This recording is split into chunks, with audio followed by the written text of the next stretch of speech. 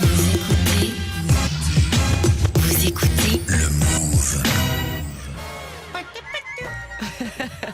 Salut Valette, bonsoir. Je me présente. Moi, c'est Anema. Dans le jargon des monteurs, on pourrait dire que je suis une sorte de faux raccord. De la... Mais non. Oui, c'est vrai que si je devais me définir, eh bien, je dirais que je me sens un peu comme un voyage au soleil qu'on aurait offert à un albinos. Donc, du coup, évidemment, personne ne profite jamais. C'est un peu dommage. Bref, je suis célibataire et néanmoins ravie de vous rencontrer. Et d'autant plus ravi que me si physiquement, du haut de vos 26 ans et de votre plastique aussi réprochable qu'insupportable, eh bien, vous êtes du coup une sorte de mix entre la version non halal de cette comédienne d'origine non contrôlée qui est la charmante et prometteuse Leila Bekti et la version non collagène de cette actrice américaine aussi talentueuse que désormais tapée, qui est la douce Catherine Zeta-Jones, avec du maquillage, c'est plus frappant.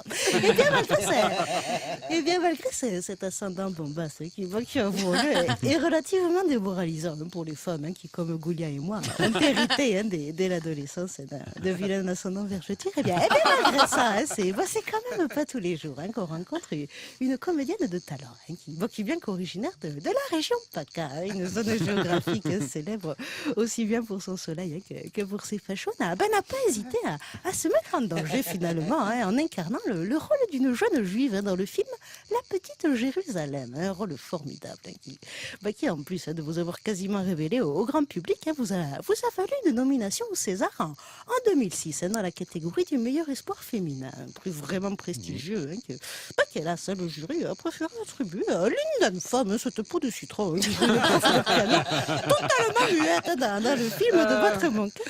C'est arrêté. Une défaite certes un peu humiliante, mais qui n'a cela dit pas entamé votre persévérance, puisqu'après avoir tourné avec des Fabrice Lucchini et autres Romain Duris, puis après avoir fait vos premiers pas dans le thriller en 2009 avec le film Vertige, et bien aujourd'hui vous poursuivez dans l'horreur en jouant aux côtés de Michael Youn dans le film La Traversée, l'histoire de Lola, une petite fille qui après avoir été enlevée pendant de longues années est retrouvée certes vivante mais totalement muette, une histoire abominable qui d'une certaine manière nous rapproche en fait, dans le sens où je sais comme un petit mot.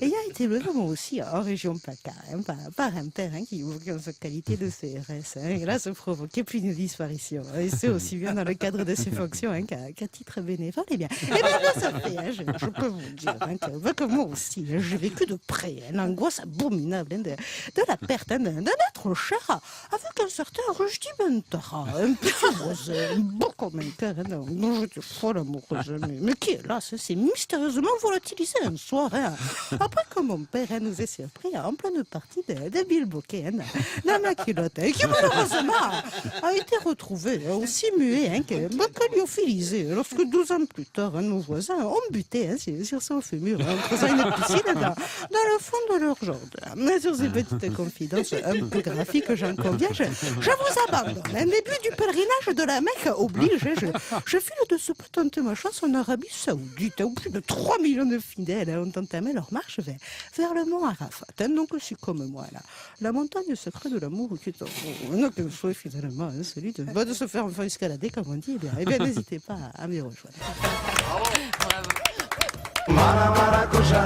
La Morinade, avec Daniel Morin et Julia Foyce sur le Move.